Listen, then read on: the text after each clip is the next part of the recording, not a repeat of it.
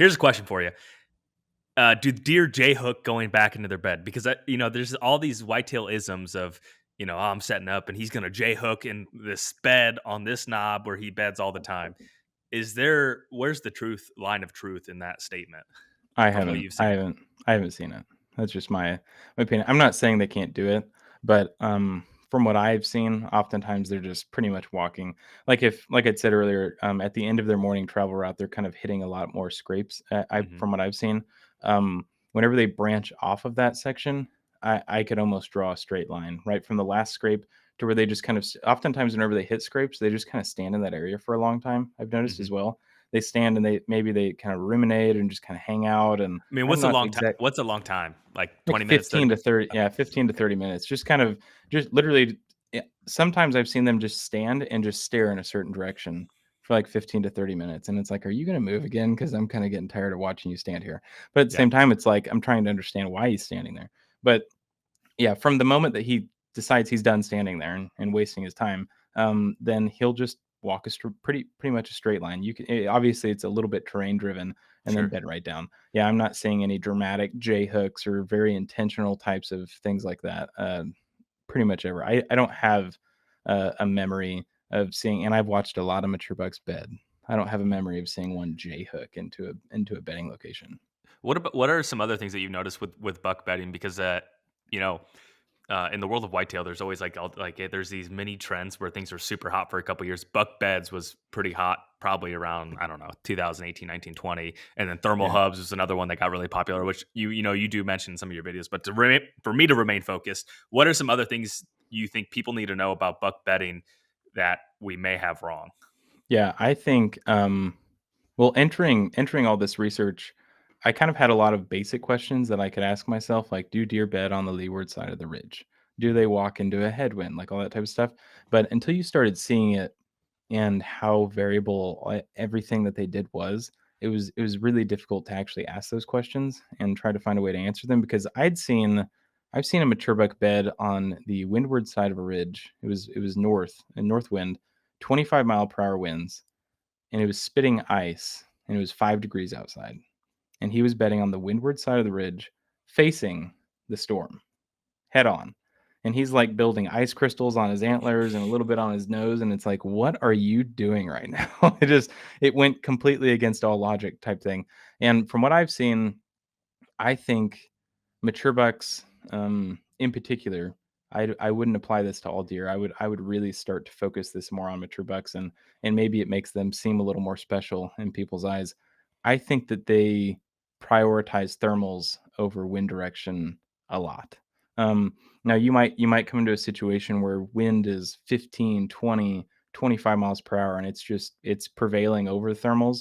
In Hmm. that situation, then I think wind can potentially play a larger role. But whenever you have kind of subtle winds that, 1 all the way to 10 miles per hour, and they're really stable and not volatile, then I think they prioritize thermals over anything, and I think that goes also for how they travel, across the terrain as well. I think Hmm. that they're utilizing thermals way over wind direction in those situations. So, Hmm.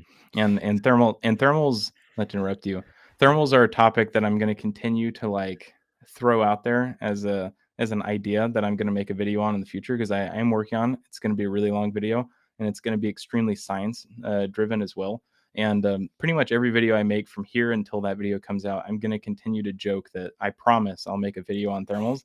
But it's just the difficulty with explaining thermals from a scientific standpoint and then reconverting it back into a hunter standpoint is attempting to put it into motion graphics so that everybody can really truly understand it further than the mentality that in the morning they rise and in the evening they fall, and then you kind of get into the more advanced ideas where well, the sun is rising from the east, so then you have all of the east facing slopes that are going to heat up first, and then everything that's not within that, they're going to continue to fall in those areas.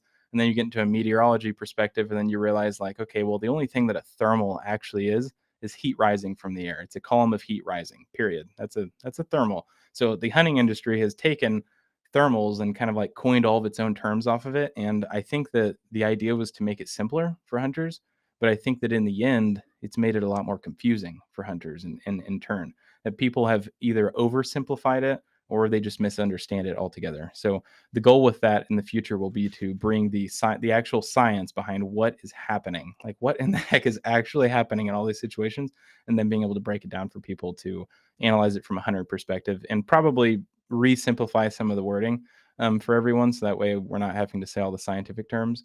But Hmm. in the end, I think everyone will walk away with a lot better of an understanding on the topic. Well, I look forward to that. In one of your in there was I can't remember what video it was, but it showed that a buck, you know, in a general thermal hub. I think it was 40 acres or 80 acres or something. I don't know if you Yeah, recall what I'm yeah, it talking was about. 80. Yeah, Okay, so it was an 80-acre, area where scent would pool, and then for someone listening to this, they're like, okay, all right, I'm trying to think of where I hunt. Is there a thermal pool? Because that's where that buck is. Based off of in the videos, like, you made it kinda clear that that deer would've been really hard to kill just yeah. based off of, the advantage there. Do you Hmm. think there's some areas that may have a lot of sign, may have a lot of beds, you may find a bunch of shed antlers there, in the fall or excuse me, in the winter, that just cannot be hunted effectively? Like, is that a real thing? Yeah. Oh, absolutely. Yeah. I think specifically at certain times of the year as well, because as the year goes on, deer have shifting goals throughout that entire time frame. So there will be a time frame, like say, let's talk about the 6x5, who was the deer that was living in that 80-acre range. There's a time frame where he was moving, and like you can kill him throughout that season. It's just a lot more difficult. And if you don't understand and you're not able to piece together the fact that he is living in such a small home range, then that just makes him that much more difficult to kill. Because say you had a trail camera in that area, and there was a pond kind of at the top of the ridge that was, to the east of his thermal hub that he was in. He frequented in that area pretty often with my drone.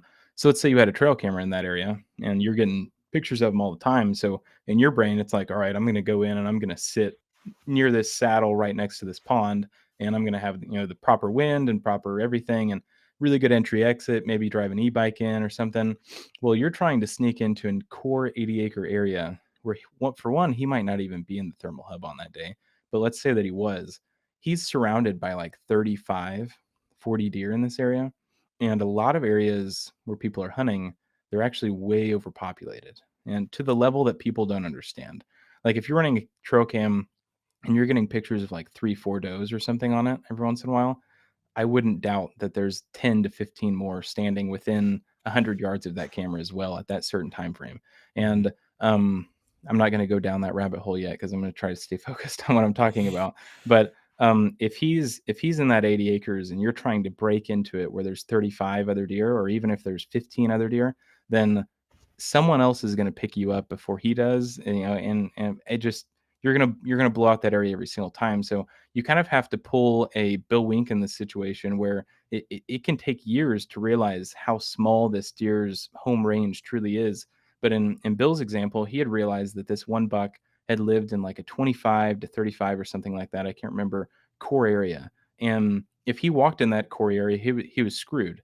But he realized he needed to feather the outside of it all the time. And what comes with that is he has to hunt a lot to kind of up his odds to be able to kill this deer. But he really wanted to kill this deer, so he was finding ways to be able to go out and hunt a lot. He's also Bill Wink, so he could do that. And throughout that time frame, though, he never went into the core area. He's staying on the outside of it that entire time. And I believe that whenever you have a deer like this, with this kind of individualistic style of behavior, then you have to feather the edges of him. You can't go into his core area.